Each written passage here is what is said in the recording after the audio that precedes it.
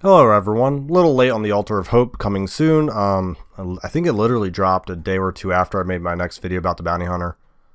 So yeah, let's talk about it. It is going to be based off this candle system, and those are going to be rewarded for reaching certain areas and legions and beating the game if you back out early and stuff like that. So he's going to invest you in upgrades, perks, and unlocks things that suit your gameplay and strategy. I'm going to quickly go through before I start commenting. So you collect candles. Cannot be purchased, which is good because I wonder if they meant by like monetary value or if they meant like, I don't know. Regardless, doesn't matter. Risk reward. So the cashing out is whenever you reach an end. Risking it, try to get to the end. Obviously, once you beat it, if you fail, you lose all of them. So obviously you have to decide halfway through whether a run is worth it. You just want to back out with some candles. Blah, blah, blah, blah. Alright, nothing meaningful there. Alright, so meaningful choices. We're going to be investing in one of the 4 regions detailed below. I'm assuming they'll do more as you go. So general upgrades. Not entirely. Let me see here. Such as bonuses to reaching certain locations, beginning rounds with greater resources in pocket, increased inventory space, and more. Okay. Yeah, so we'll talk about that. Heroes, we'll have to see what this means as well. Permanent buffs, trinkets, okay. Yeah, so items, expand your available pool. So did this kind of remove the hope system? And then here's the memories thing. So did they get rid of shrines, or is this just increased them? You spend candles to unlock memories of each of your heroes. I did read this a little bit, but I was on my phone, so I couldn't read everything quickly. Wait, memories only last for that hero's specific life and are wiped. Oh, so they're different. Okay. Okay, so it sounds like you're going to get something more permanent until they die. Okay. My initial thoughts is I think this is what the game needed to do in the correct direction. I think this solves a few of my main issues, but not all of them. But you can't fix everything at once, so I'm not going to say you can't. What it fixes is the repetitive game loop now has something else to offer that's a lot better. The upgrades now feel like your runs mattered. It's much more Hades-esque, Hades style, the roguelike, which I think is a lot better. Iratus Lord of the Dead style. Progress in the game means you advance the story and you have better stuff outside of it. It makes your actual playing time reflect how much better you're going to do, which I think is really good because in its current iteration, it was just kind of throw a random party together, see if you can make it. So I think all of this is going to make that a little less RNG intensive and actually pull your skill together and make you care about your heroes more. So this is the interesting part, and it's not a complaint, just an observation. Okay, my dog's chewing on a toy. You may hear that. I'll try to dampen it out if possible, but probably not. What's interesting about the hero stuff is this is obviously a very Darkest Dungeon 1 feel, right? It's pretty much Hamlet, right? So we now have Hamlet back. But we still go on the roguelike run. Now, there is a world where this obviously works. There's, like I said, it's very Hades-esque style, where you got your hub world. What you change in your hub world does matter. It affects your gameplay, but you still run the same roguelike pattern. So I think ultimately that's not bad at all. I think it's a great choice, and I'm just wondering if this style is what they had in mind initially. And the reason why I say that is I'm wondering if they're listening to people from DD1. And I know some people say the road to hell is paved with good intent. I think intention does matter. Were they doing this because it makes their roguelike better, or were they doing this to get DD1 players back on board? Because if it's the second one, getting DD1 players back on board, I don't know if long term that's the smartest system. And the only reason why I'm going to say that is I don't know if you'll ever be able to make every Darkest Dungeon 1 player happy. I mean, this would be a step in the right direction. I personally don't really... I knew this game wasn't Darkest Dungeon 1. It's completely different, and I try not to relate things back to that as much as like a direct comparison. I might say things they did well in the first one compared to the second. So I find it very interesting that they're bringing back the more attachment style to heroes that the first game had. So it's very interesting. I'm just curious on... And maybe it's a dual thing. Maybe this was just for the roguelike, but it also serves as a purpose of caring more about your heroes and taking more care of them. I don't know. I mean, that's what it ultimately is going to do, because obviously certain people are going to have certain buffs throughout you don't want to lose.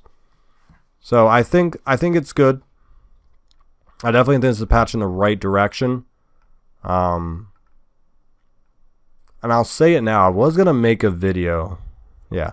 I was going to make a video about some of the things I would change in Darkest Dungeon 2. This actually threw a wrench in that. Not because it solved all my issues, but it's so different. I didn't even consider something like this coming out. When I thought progression system, I thought they were talking about the generic hope system. And I was like, oh, okay, who cares if they rebalance some stuff.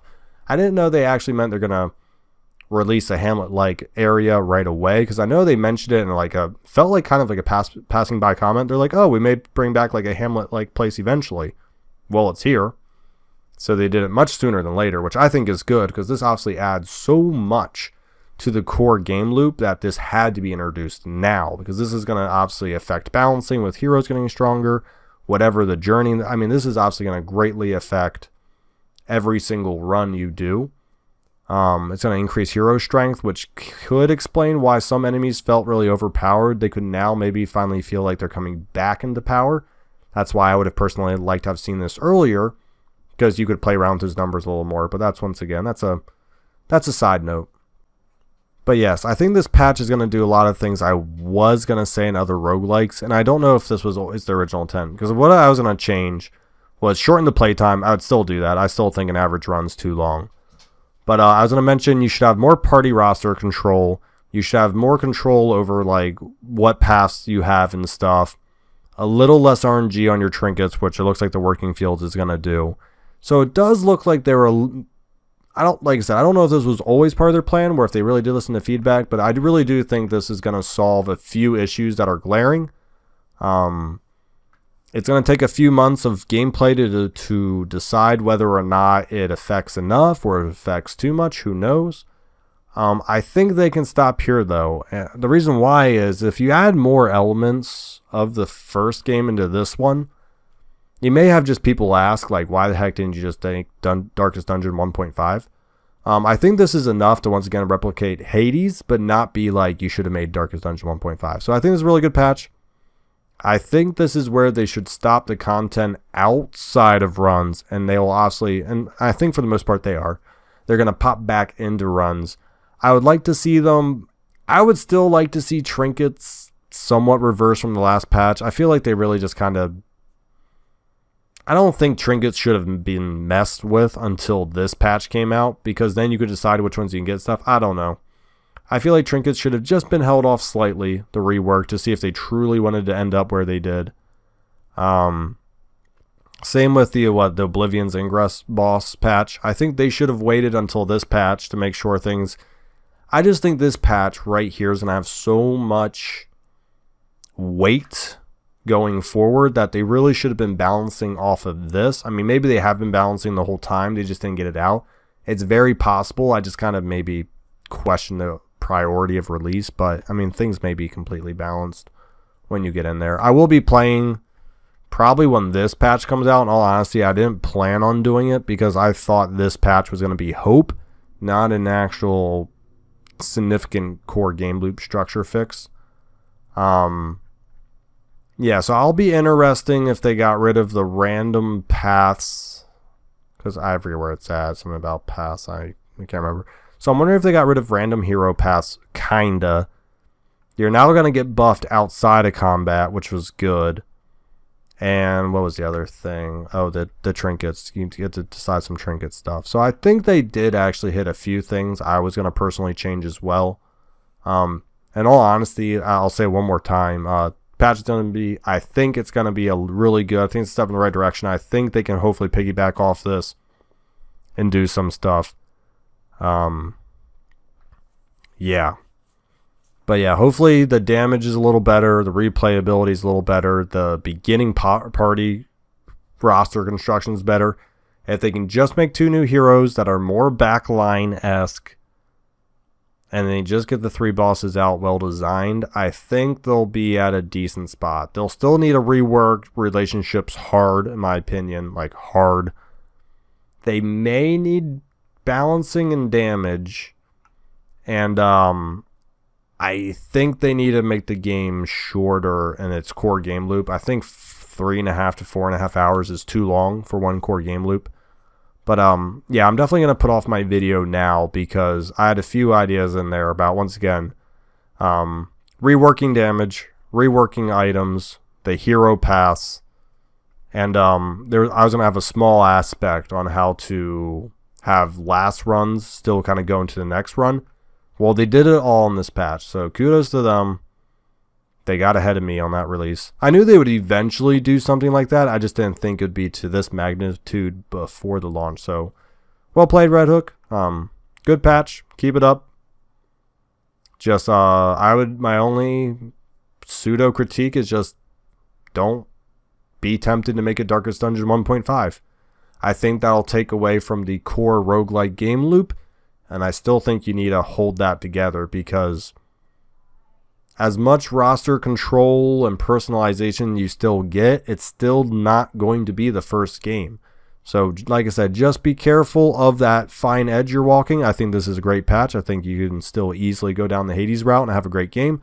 I just know you made a roguelike and keep pushing with the roguelike and you'll make a good game probably. Thank you for watching.